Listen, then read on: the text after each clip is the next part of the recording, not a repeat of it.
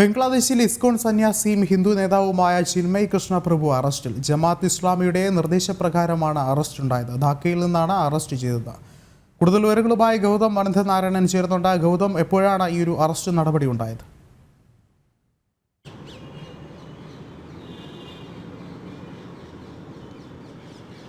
വിഷ്ണു, ഇന്ന് ഉച്ചതിരിഞ്ഞാണ് ധാക്ക അന്താരാഷ്ട്ര വിമാനത്താവളത്തിൽ നിന്നും ഇസ്കോൺ സന്യാസിയും അതുപോലെ തന്നെ ബംഗ്ലാദേശിലെ ഏറ്റവും വലിയ ഹിന്ദു നേതാവുമായിട്ടുള്ള ചിന്മയ കൃഷ്ണ പ്രഭുവിനെ ബംഗ്ലാദേശ് പോലീസ് അറസ്റ്റ് ചെയ്തിരിക്കുന്നത്. ഈ അറസ്റ്റിൻ്റെ കാരണം എന്താണ് എന്ന് സംബന്ധിച്ച് ഇപ്പോഴും വ്യക്തമായിട്ടില്ല. ഇദ്ദേഹം ഈ വിമാനത്താവളത്തിലേക്ക് എത്തുന്ന ഘട്ടത്തിൽ ബംഗ്ലാദേശ് പോലീസിൻ്റെ ഡിറ്റക്റ്റീവ് ടീമാണ് സന്യാസിയെ അറസ്റ്റ് ചെയ്തത് എന്നാണ് മനസ്സിലാക്കാൻ സാധിക്കുന്നത്. അറസ്റ്റിൻ്റെ പൂർണ്ണമായ വിവരം സംബന്ധിച്ച് ഇതുവരെ ബംഗ്ലാദേശ് ഭരണകൂടമോ ഈ അറസ്റ്റ് ചെയ്ത ബംഗ്ലാദേശ് പോലീസിൻ്റെ ഡിറ്റക്റ്റീവ് സംഘമോ വിശദീകരിക്കുന്നില്ല എന്നത് ശ്രദ്ധേയമാണ്.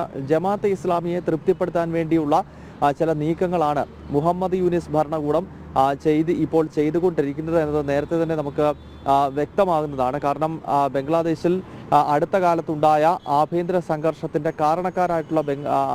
കാരണക്കാരായ ജമാഅത്തെ ഇസ്ലാമിയെ ആദ്യഘട്ടത്തിൽ തന്നെ അവിടുത്തെ സർക്കാർ അവാമി ലീഗിൻ്റെ നേതൃത്വത്തിൽ ഷെയ്ഖ് ഹസീനയുടെ നേതൃത്വത്തിലുള്ള സർക്കാർ ബാൻ ചെയ്തിരുന്നു. പിന്നീട് മുഹമ്മദ് യൂനിസ് ബംഗ്ലാദേശിൻ്റെ ഭരണം ഏറ്റെടുത്ത് ഒരാഴ്ച കഴിയുമ്പോൾ തന്നെ ഈ ജമാഅത്തെ ഇസ്ലാമിയുടെ ബാൻ എടുത്തു മാറ്റുന്ന ഒരു സാഹചര്യമൊക്കെ ഉണ്ടായി. അതിനുശേഷം പിന്നീട് ഇസ്കോൺ ക്ഷേത്രങ്ങൾക്ക് നേരെ വ്യാപകമായ അക്രമങ്ങൾ ഉണ്ടായി.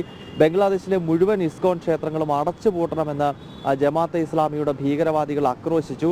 ഈ ഘട്ടത്തിലൊന്നും ജമാഅത്തെ ഇസ്ലാമിയെ നിയന്ത്രിക്കാനോ അല്ലെങ്കിൽ ജമാഅത്ത് പോലെ തന്നെയുള്ള മറ്റ് തീവ്ര ഇസ്ലാമിസ്റ്റുകളോട് ഇത്തരം നടപടികളിൽ നിന്നും പിന്നോട്ട് പോകണം എന്ന് പറയുവാനോ ബംഗ്ലാദേശിലെ ഇപ്പോഴത്തെ ഭരണകൂടം തയ്യാറായിട്ടില്ല എന്ന് മാത്രമല്ല, ഇത്തരം ഭീകരശക്തികളെ പ്രോത്സാഹിപ്പിക്കുന്ന സമീപനം മുഹമ്മദ് യൂനിസിന്റെ നേതൃത്വത്തിലുള്ള ഇടക്കാല ഭരണകൂടം ചെയ്യുന്നുമുണ്ട്. അപ്പോൾ സ്വാഭാവികമായും ഈ സന്യാസിയെ അറസ്റ്റ് ചെയ്തിരിക്കുന്നതും തീവ്ര ഇസ്ലാമിസ്റ്റുകളെ തൃപ്തിപ്പെടുത്താനാണ് എന്ന് തന്നെയാണ് നമുക്ക് ലഭ്യമാകുന്ന വിവരം. പക്ഷേ ഈ അറസ്റ്റ് എന്തിനാണ് എന്ന വിശദീകരണം പോലും ഇപ്പോഴും ബംഗ്ലാദേശിലെ ഭരണകൂടം നൽകുന്നില്ല എന്നതും മറ്റൊരു ശ്രദ്ധേയമായ ഘടകമാണ്. വിഷ്ണു, ശരി, ഗൗതമാണ് വിവരങ്ങൾ നൽകിയത്.